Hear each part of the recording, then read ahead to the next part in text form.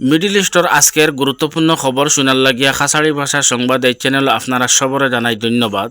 প্রিয় ভাইয়েরা, খাসাড়ি ভাষার সংবাদ এই চ্যানেলটা সাবস্ক্রাইব করে রাখবা, কারণ এই চ্যানেলে ইউটিউবে ওয়ার্নিং দিলাইছে এই ইসরায়েলের কিছু খবর তুলে ধরার কারণে।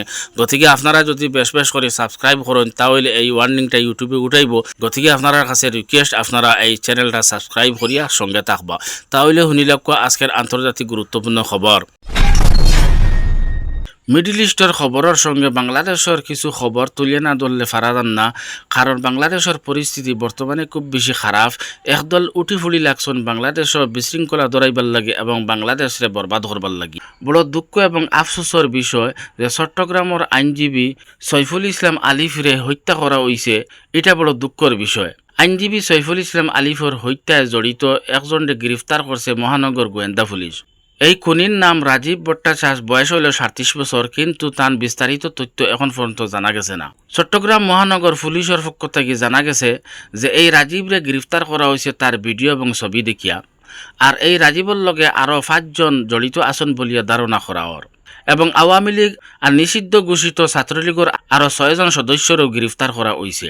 মঙ্গলবার দিন সংঘর্ষ চলাকালীন বাংসুর এবং পুলিশের উপরে হামলা চলার অভিযোগে 21 জনকে অ্যারেস্ট করা হয়েছে।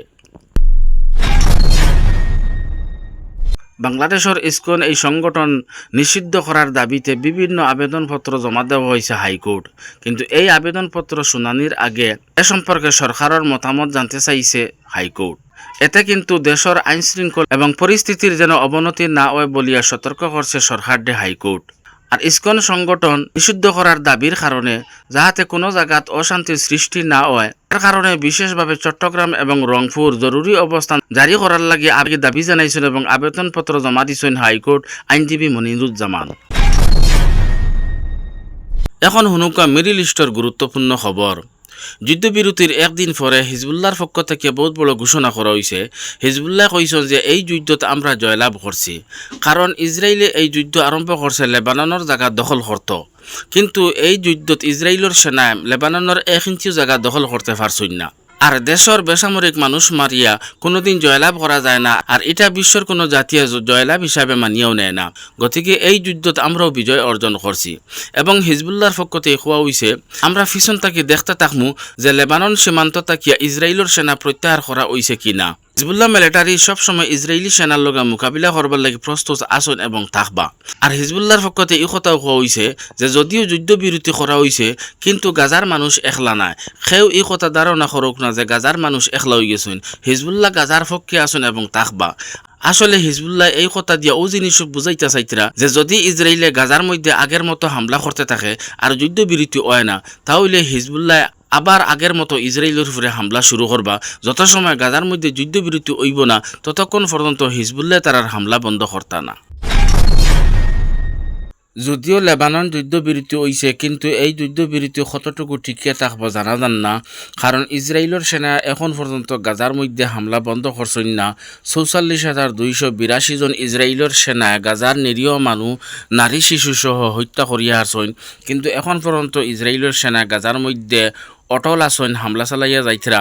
আর নতুনভাবে আমেরিকার প্রেসিডেন্ট জো বাইডেনে $680 মিলিয়ন অস্ত্র প্যাকেজ দেওয়ার প্রস্তুতি নিতরা। এতে কিতা বোঝা যার যে আমেরিকার মুখ্য উদ্দেশ্য থাকলো লেবানন যুদ্ধবিরতি করিয়া গাজা ইসরায়েলকে দখল করানি আর হামাসের ক্ষমতারে ছিন্ন বিচ্ছিন্ন করা। যদি গাজার মধ্যে ইসরায়েলের সেনা হামলা বন্ধ করেন না আর গাজা দখল করতে চান, তাহলে কোনোদিনও লেবানন যুদ্ধবিরতি টিকিয়ে থাকতো না, কারণ হিজবুল্লাহ গাজার মানুষের একলা ছাড়ত না।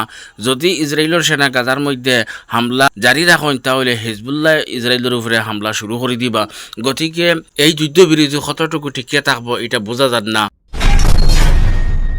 আজকে ইসরায়েলের সেনা মিশর থাকিয়া গাজার দিকে আনেওয়ালা ড্রোন বিমান একটা আকাশত ধ্বংস করিয়া ফেলাইছেন। ইসরায়েলের সেনায় কইতরা এর আগে অক্টোবরও ওলা আর একটা আমরা ড্রোন বিমান ধ্বংস করছি, আর এই ড্রোন দ্বারা গাজার হামাসর কাছে অস্ত্র সরবরাহ করা হয়।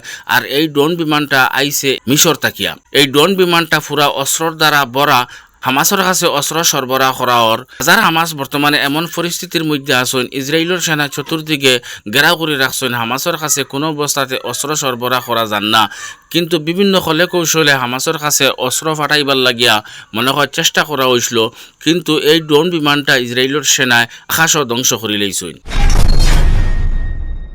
ইসরায়েলের প্রধানমন্ত্রী বেঞ্জামিন নেতানিয়াহুর বিরুদ্ধে আন্তর্জাতিক আদালতে গ্রেফতারি পরোয়ানা জারি করছে, কিন্তু নেতানিয়াহুয়ে কইছেন আমি ইলা কোনো ক্রাইম করছি না, যে ক্রাইমের কারণে আমার গ্রেফতারি পরোয়ানা জারি করা হইতো।